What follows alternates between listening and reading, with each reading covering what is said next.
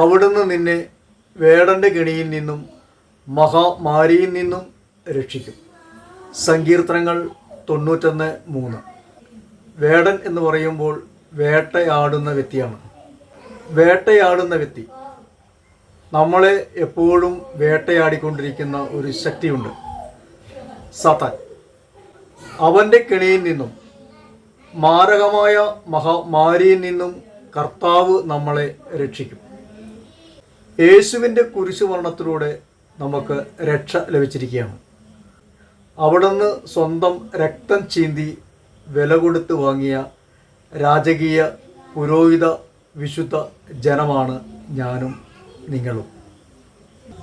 വളരെ ജാഗ്രതയോടുകൂടി ശ്രദ്ധയോടുകൂടി ഈ കാലഘട്ടത്തിൽ നമുക്ക് ജീവിക്കാം.